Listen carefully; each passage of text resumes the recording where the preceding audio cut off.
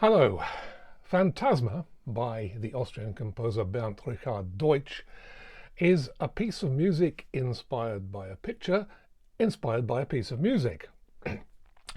If you go to Vienna, you'll see, if you go around the city centre, an extraordinary building called the Secession Building that was built by Gustav Klimt and his artistic allies to proclaim a new age in art at the beginning of the 20th century.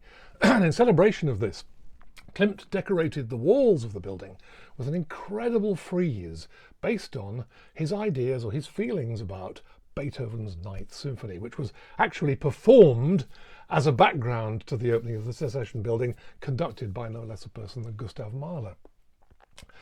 It's a remarkable painting. What it does is attempt to tell the story of Beethoven's Ninth. Now, quite some time before Klimt and his friends in the middle of the 19th century, Richard Wagner had put across the idea that Beethoven, what he'd done above all that was really revolutionary in music, in the music of the Ninth Symphony, was to tell a story about humankind, an epic story about how we became what we are. It starts, said Wagner, in vaguest, kind of nebulous territory. Then you see, as it were, almost the creation of the world. The first movement, tragically, but then with increasing optimism, aspires towards something higher. And what Wagner felt that the music was aspiring to that was higher was the reunification of the arts in the finale of Beethoven's Ninth Symphony, where music, pure music, is reunited with words, with ideas, with poetry, and creates a kind of super art. An art like Wagner himself was supposed to be trying to strive for in his great music dramas. The secessionists under Klimt were absolutely enthralled by this idea and set about trying to achieve what you might say was the next stage of uniting music with painting. And so the idea was that people would walk around the building and experience Beethoven's Ninth Symphony being played in another room and look at how Klimt's painting portrays that, reacts to the music in visual sounds. So this in itself was an incredibly ambitious project. Did it work? Well, a lot of people seem to have found it extremely stimulating. And Bernd Richard Deutsch is another of those people who's absolutely fascinated by the idea. And his own Phantasma, in a way, also tries to tell a similar story, like Beethoven's Ninth, reaching out of darkness towards joy. Only in this case, and I suppose this, you might say, makes it rather more 21st century than 19th century, Deutsch's story glimpses the possibility of joy, of unity, of people coming together in a brotherhood united by joy. But then, at the end, we realize that this was a kind of dream, and we come back to consciousness again. The dream is beautiful, it's worth hanging on to, the music seems to say. But, well, is it actually attainable? Perhaps that's the point. Perhaps we have to keep striving for the unattainable. Otherwise, the temptation is to give up. But Bernd Richard Deutsch's music seems to me to be poised between hope and kind of resignation. Well, it's up to you to decide what you feel about it, but it's an incredibly vivid and you can also sense in the music, I think, Deutsch, how his own imagination has been stimulated by responding to Klimt's music-inspired visual images. Klimt not only used incredible painting techniques, he used to inlay precious stones and gold and other things into the texture of his paintings.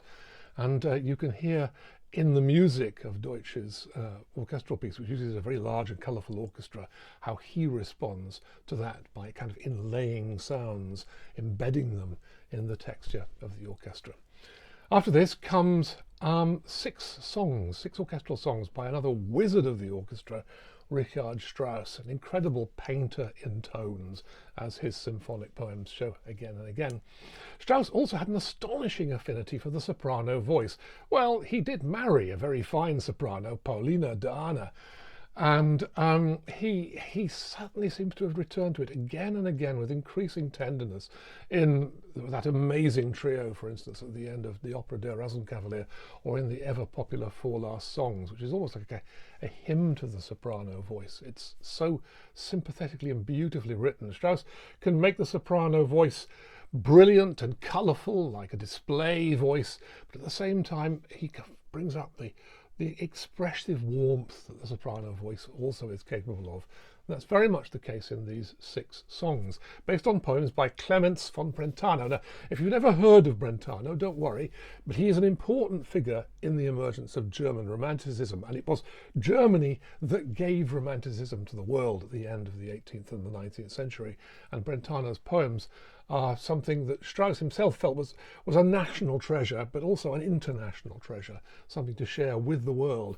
And his settings of the German language are extremely poetic. German can be a remarkably musical language. That may surprise you, but just think how much great music there is that sets it from Bach right through to the 20th century, to Richard Strauss, Alban Berg, other figures in the 20th century too. It seems to suggest an incredibly poetic and very intimate and very direct, nuanced kind of expression. And Strauss certainly responds to that in the first 5 of these songs. But the 6th song is something else. It's women talking about the men who have gone to war with mixed feelings, as I'm sure you can imagine. Strauss actually wrote these songs in the middle of the First World War.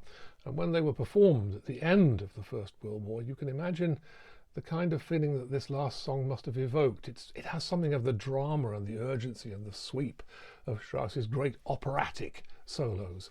And I think for many in that audience at that time, and for us now also in a world torn by war, it has an especial poignancy.